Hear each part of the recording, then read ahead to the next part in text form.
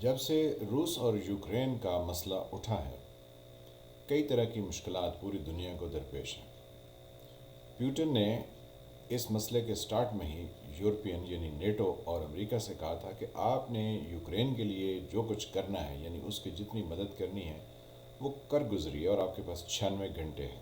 یعنی اس نے ٹوٹل جو ہے وہ 4 دن کا ان کو ٹائم دیا تھا، اور 4 دن میں کہا تھا کہ یوکرین کی مدد کو آ جائیے، کیونکہ آپ نے اس کو اتنی ہلہ شری دی ہے کہ یہ بدتمیزی پر اتر آیا ہے، اس لیے اس کو اب کٹ پڑ رہی ہے، تو آئیے اس کی مدد کیجیے۔ اگر 96 گھنٹے گزر گئے تو آپ کے پاس کچھ نہیں بچے گا۔ تو 96 گھنٹے ابھی پورے نہیں ہوئے تھے تو پیوٹن نے کہا کہ ان کے ایٹمی ہتھیار بالکل ہائی الرٹ پر ہیں، اور نیٹو اور امریکہ اس کے نشانے پر ہیں، اور اگر انہوں نے کسی طرح کی بھی کوئی بھی ایسی حرکت کرنے کی کوشش کی تو رشیا آل آؤٹ جائے گا اور ان کو چھٹی کا دودھ یاد کرائے گا۔ اب اس کے ساتھ جو ہے وہ ہمیں ایک بات تو دیکھ لینی چاہیے کہ وہ ایک آرمیچر صاحب تھے جب امریکہ میں 9/11 ہوا تھا، تو انہوں نے پاکستانیوں کے بارے میں بہت ہی نازیبا اور غلط زبان استعمال کی تھی۔ تو ہم ان کو یاد کرانا چاہتے ہیں، کیونکہ انہوں نے یوکرین کو جس مسئلے میں پھنسایا ہے تو امریکنز نے اپنی اس کو بیچ دیا جس کا وہ پاکستانیوں کو تانا دے رہے تھے۔ یقینی وہ بیچ چکے ہیں، کیونکہ اس کے بعد جو انہوں نے وعدے وعید کیے تھے یوکرین سے، وہاں وہ اس پر لوٹے نہیں ہیں۔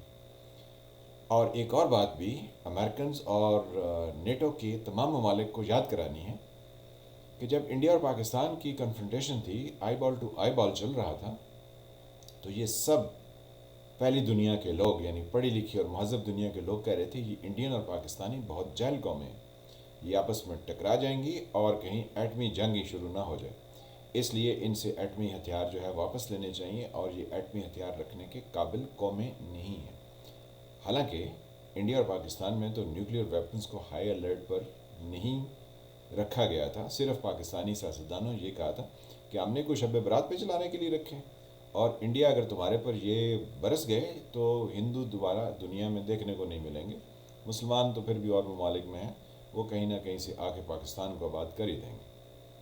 تو اب رشیا نے یعنی پیوٹن نے جب نیٹو سے یہ کہا کہ اگر تم نے کچھ ایسا ویسا کیا تو تم اگلے 200 سال کے لیے پلانٹ سے غائب ہو جاؤ گے، اور یہ تمہارا اتحادی امریکن جو ہے اس کو بھی کچھ ایسی صورتحال کا سامنا کرنا پڑے گا۔ تو اب جناب یہ ہمیں جاہل اور گوار کہنے والے یہ خود نیوکلیئر وار کی باتیں کیوں کر رہے ہیں، اور ان کے تو ویپن بھی ہائی الرٹ پر چلے گئے۔ اب آپ اندازہ لگائیے کہ دوسری قوموں کو جاہل اور گوار کہنے والے خود کس حد تک گرے ہوئے ہیں، اور خود کس حد تک ایک دوسرے کے گلے کاٹنے میں تیار ہیں۔ تو اس سے سمجھ آتی ہے کہ جب اپنے اوپر افتادہ آن پڑتی ہے تو پھر اس وقت پتہ لگتا ہے کہ دکھ اور تکلیف کتنی گہری ہے۔ دوسرے ممالک کو درس دینا، دوسروں کے اوپر تقاریر کرنا، سیمینار منعقد کرنا، اور پریس کانفرنسز کرنا، اور ٹیڑھے میڑھے منہ کر کے گفتگو کرنا، یہ بہت آسان ہوتا ہے۔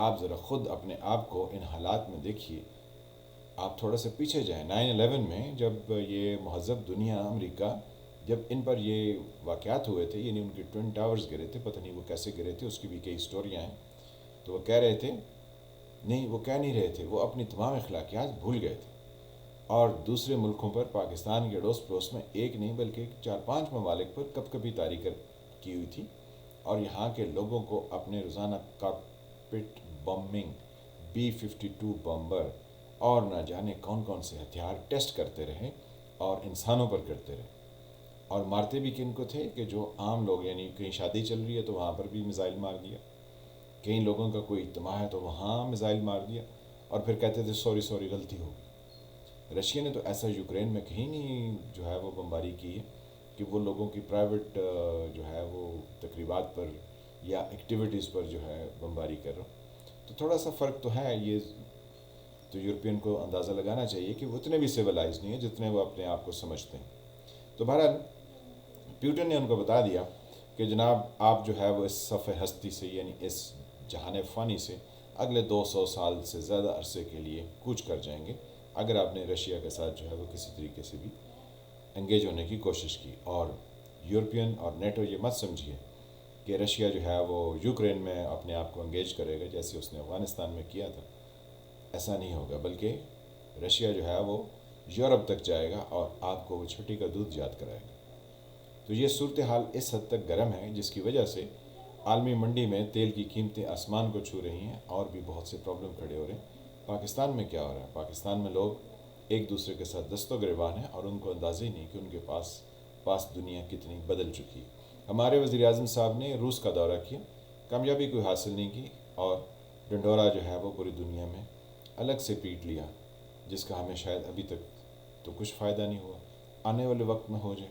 ऐसा कुछ नहीं होता। अगर ऐसा फ़ायदा होना होता तो यूक्रेन के लोगों को हो जाता। यूक्रेन की कहानी पाकिस्तान से बहुत मिलती है। जैसे पाकिस्तान में एक हुकूमत लाई, दूसरी हुकूमत को गिराया, फिर दूसरी लाई हुई हुकूमत को गिरा के पहले वाली हुकूमत को लाया। तो यूक्रेन की भी यही स्टोरी है। पाकिस्तान में भी पॉलिटिकल डिवाइड है, यानी एक पार्टी की हुकूमत एक तरफ है तो दूसरी की दूसरी तरफ है। तो यूक्रेन में भी ऐसी है। उसके वेस्ट में कुछ और तरह के लोग हैं और उसकी ईस्ट साइड पे कुछ और तरह के लोग बसते हैं और उनमें उसी तरह का एक दूसरे के साथ है जैसा वो क्या होता है जिसको ईंट पत्थर डॉग ये सारा मुहावरा चलता है ना, अजीब से मुहावरे हैं जिसको पंजाबी में कहते हैं इट कुत्ते द वैर, कुछ ऐसा, सॉरी लेकिन कुछ ऐसा है। तो यूक्रेन में भी हालात इस तरह के हैं, तो पाकिस्तान में भी हालात इसी तरह के हैं। यूक्रेन में एक अदाकार को जो एक ड्रामे की वजह से मशहूर हुआ उसको सदर यूक्रेन बना दिया गया। तो पाकिस्तान में एक आदमी क्रिकेट की वजह से मशहूर हुआ तो उसको प्राइम मिनिस्टर बना दिया गया। तो सब तरफ आलमी ताकतें एक तरह का खेल खेलती हैं और एक तरह के नक्शे खींचती हैं। तो लोगों की ये ज़िम्मेदारी है कि वो हर तरह के हालात को समझें, पढ़ें और उसका करीब से मुशाहिदा करें और देखें कि किस तरह से उनके साथ खिलवाड़ किए जा रहे हैं और कैसे उनके साथ खेला जा रहा है। लेकिन कमाल है जो लोग इस पर तवज्जो दें।